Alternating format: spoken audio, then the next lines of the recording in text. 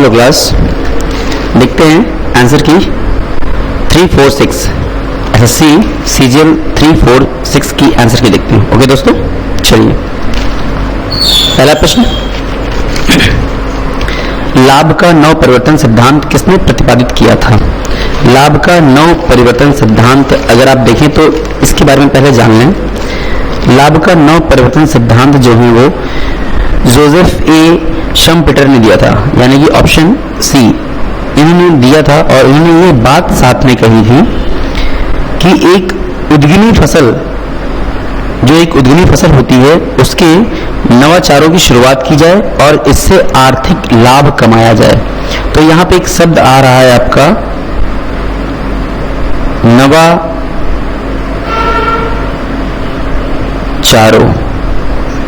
ये एक नवाचारों क्या है, लाभ के लिए है, और ये उद्यमी फसल है। ओके दोस्तों, तो इनका पूरा नाम जो है जोसेफ ए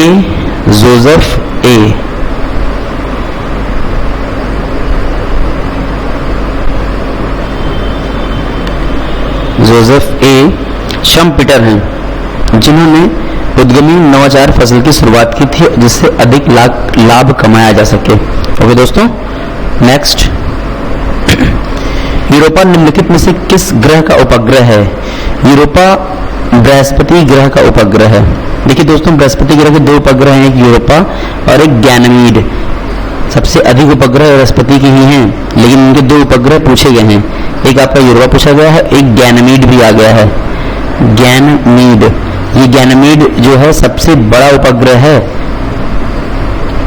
सभी ग्रहों में जितने उपग्रह सभी के पास हैं, उनमें सबसे बड़ा उपग्रह गैनमीड है, जो बृहस्पति का उपग्रह है। और देखिए आपसे पूछा गया है यूरोपा, तो ये दोनों उपग्रहों का नाम याद रखिएगा। एक और, हाँ, शनि का उपग्रह पूछा गया है। शनि का उपग्रह जो होगा वो शनि का उपग्रह है पेंडोरा उपग्रह है, पेंडोरा उपग्रह। और पेंडोरा उपग्रह की लिए खास बात है कि पेंडोरा उपग्रह पर एक मूवी आई थी जिसका नाम था अवतार मूवी। ये पेंडोरा उपग्रह की कहानी है, इससे लिखिए। शनि का एक और उपग्रह है जो बहुत फेमस है, वो है टाइटन।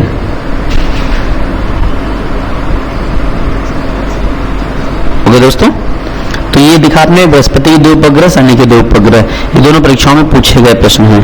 ठीक है, नेक्स्ट, दादा भाई नौरोजी पहले भारतीय थे जिन्होंने वर्ष डैश में ब्रिटिश हाउस ऑफ कॉमन का सदस्य चुना गया। मतलब ये प्रश्न साफ साफ कह रहा है, दादा भाई नौरोजी पहले भारतीय थे जिन्हें किस वर्ष जो है ब्रिटिश हाउस का कॉमन ऑफ सदस्य चुना गया था? तो देखिए ये 1892 में इन्हें चुना गया था।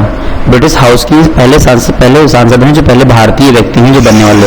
इन्हें भारत का वयोवृद्ध पुरुष भी कहा जाता है, the oldest man of India कहते हैं इनको, दादा भाई नौरोजी को। ओके, नेक्स्ट, मोहम्मद बिन तुगलक ने अपनी राजधानी कहां से कहां बदली थी? मोहम्मद बिन तुगलक ने अपनी राजधानी दिल्ली से देवगिरी, वर्तमान नाम दौलताबाद है इसका, दिल्ली से देवगिरी रखी। क्यों रखी? ये मंगोलों के आक्रमण से बहुत ही दुखी हो चुका था और मंगोलों के आक्रमण से बचने के लिए इसने ऐसी नीति अपनाई थी। राजधानी परिवर्तन का सिद्धांत दिया था ताकि बीचों बीच सेंटर में, अगर हम मैप की बात कर रहे हैं तो मैप में जो दौलताबाद देवगिरी है, अगर ये महाराष्ट्र की उसमें आ रही है तो ये आपका सेंटर में आएगा, और सेंटर में आने की भारत पर अटैक करना फिर संभव नहीं होगा। ओके दोस्तों, नेक्स्ट, किस वंश के शासनकाल में चीन की महान दीवार का निर्माण हुआ? अगर देखें इसका किस वंश के, तो देखिए सब ऑप्शन में ही ऐसा नाम है जो चीन से मिल रहा है। चीन वंश के शासनकाल में ही चीन की महान दीवार का निर्माण हुआ। ओके दोस्तों, नेक्स्ट, पथरीले रेगिस्तानों में एक दिशा में लगातार चलने वाली हवाएं क्या बनाती हैं? पथरीले रेगिस्तानों में एक दिशा में लगातार चलने वाली हवाएं क्या बनाती हैं? अगर देखें ये क्या बनाती हैं? यारांडांग बनाती हैं, यारांडांग बनाती हैं। ये यारांडांग क्या है? पथरीले रेगिस्तानों में जो एक दिशा में चलने वाली हवाएं होती हैं वो एक बवंडर का रूप लेती हैं। तो जब बवंडर लेती है तो ये बवंडर क्या है?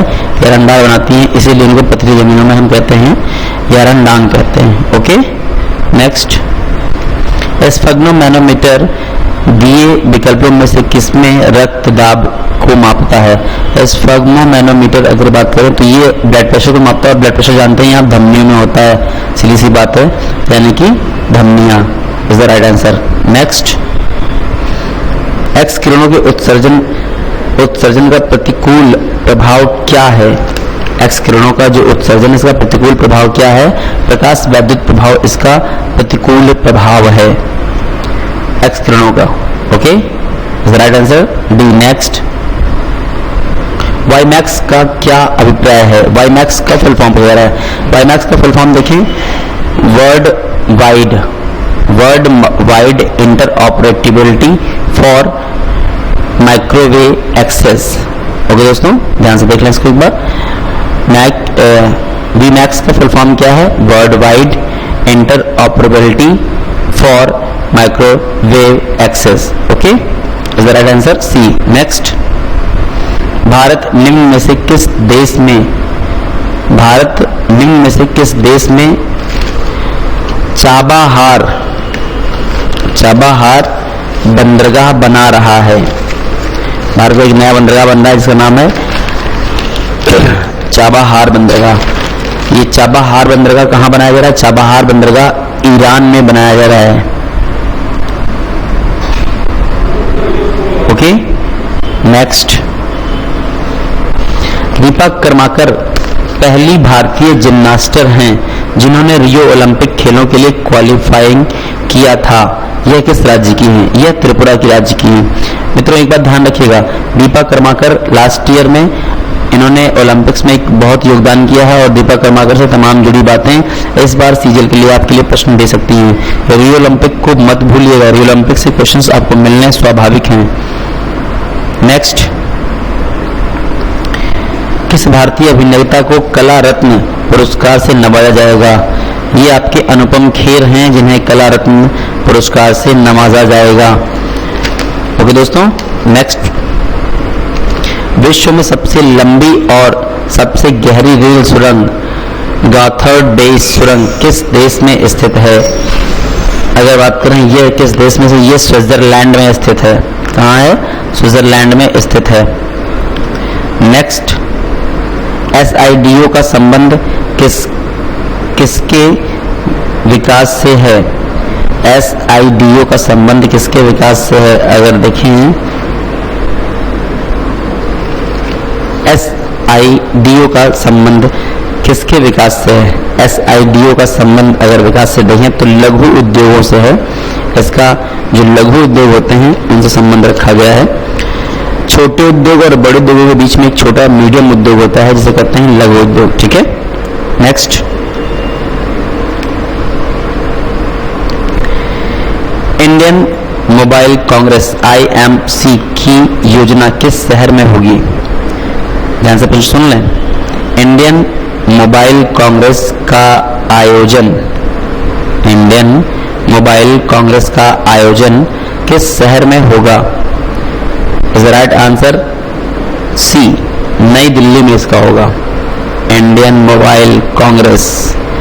प्रश्न को ध्यान समझ लेगा। इसमें ये प्रश्न जो IMC दिया हुआ है, जो इंडियन मोबाइल कांग्रेस है, जैसे इंडियन मोबाइल कांग्रेस ये कांग्रेस सरकार की है जिसे संबंधित है। इसका अगर उद्घाटन कांग्रेस यानी विपक्ष कर रहा है तो विपक्ष इसकी नई दिल्ली में शुरुआत कर रहा है। ओके दोस्तों, नेक्स्ट, मोहनजोदड़ो में सबसे बड़ी इमारत क्या थी।